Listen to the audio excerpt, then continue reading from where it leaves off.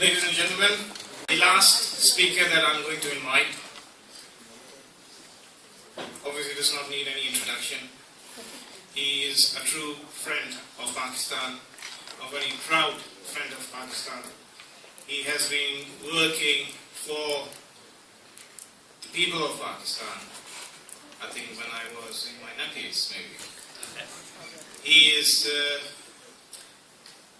has been honoured by the government of Pakistan with Hilal-e-Imtiaz, with Hilal-e-Qaid-e-Azam, which is probably the biggest award given to any civilian in Pakistan.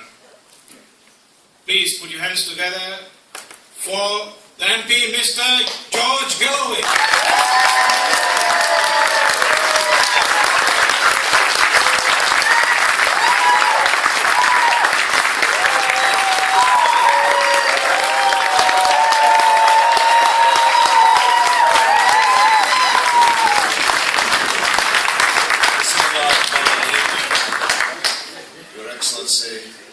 The Consul General of Pakistan, fellow parliamentarian David Ward, councillors, candidates, brothers and sisters, comrades and friends, Assalamu alaikum wa rahmatullahi wa barakatuh.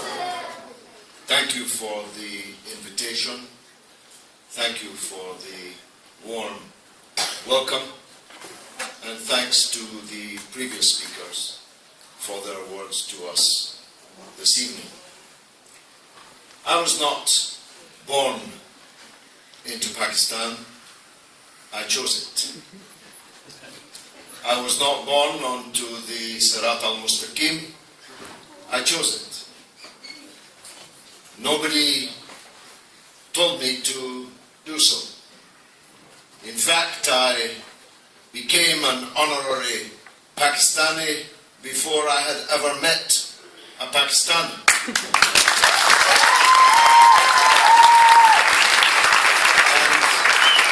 And many decades before I came to Bradford.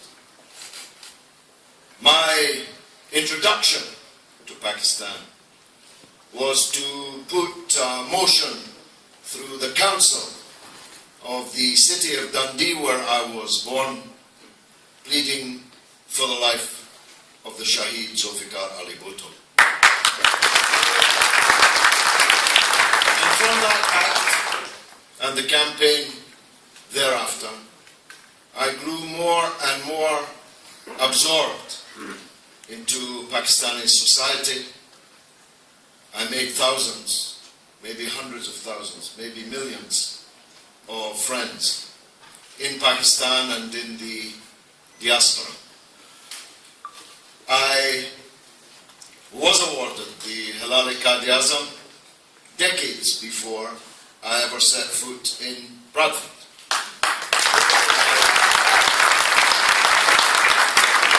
I was awarded this highest civil award in Pakistan for my work for the restoration of democracy in the country. In the 1980s, I operated, sometimes undercover, inside Pakistan, under the leadership of a man in a red fez, Nawab Zada Nasrullah Khan. I don't know if any of you recall him. May God have mercy upon him. He was my boss. He sent me into some scrapes, some perilous situations.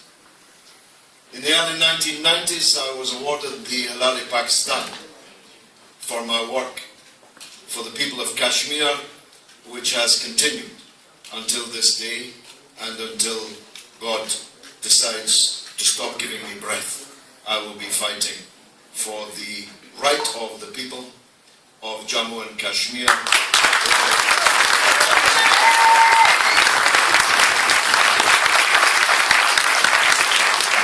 So with a background like that, my brother Sharjeel, you'll understand that I feel that before I've died, I've gone to heaven, being the Member of Parliament. I must say, I don't recall the last time, because I go to a certain kind of meeting, that I was invited to rise for the British national anthem of God Save the Queen. I'm glad you stopped at the third verse, because the fourth verse asks God to give power to Her Majesty, rebellious Scots to crush. And so I was trying to work out diplomatically how I could demur from the fourth verse if you got there. Because this is one rebellious Scot who likes to avoid being crushed, at least before my work is done. I only have one other point to make, but it is an important one. I appreciate your stricture, well observed so far, against politics.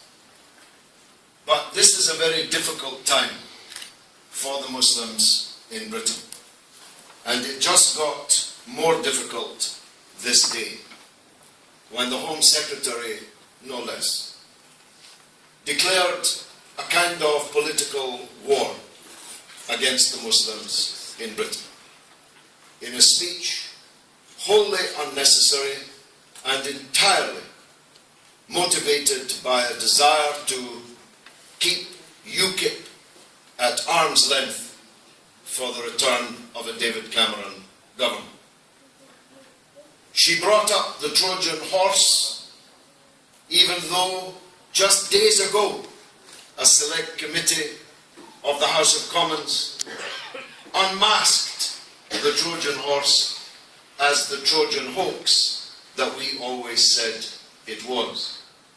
And she adumbrated all kinds of crimes which she attributed implicitly and explicitly to Britain's Muslims.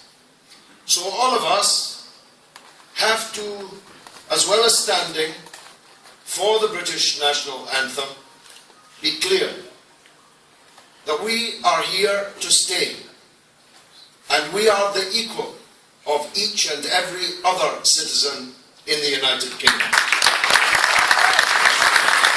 We have nothing to apologize for.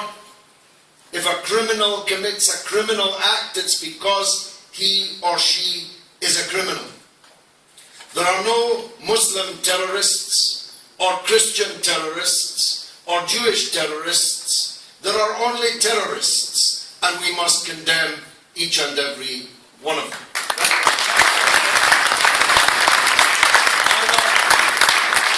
Neither are there Muslim groomers. That well-known Muslim Sir Jimmy Savile, that well-known Muslim Sir Cyril Smith, those well-known Muslims in the cabinet, in the government, in the parliament, that are being investigated right now by the police, were not Christian criminals. They were just criminals.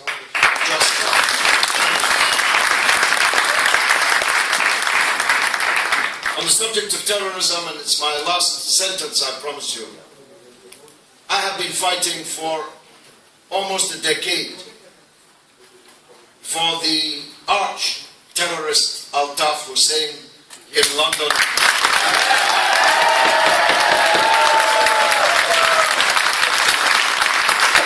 He returned to face the music in Pakistan, and what a hellish music he has created, night after night, on the telephone from Edgware in London, literally on television, ordering the murder and the mass destruction which he and his friends have caused in Pakistan, in Karachi in particular.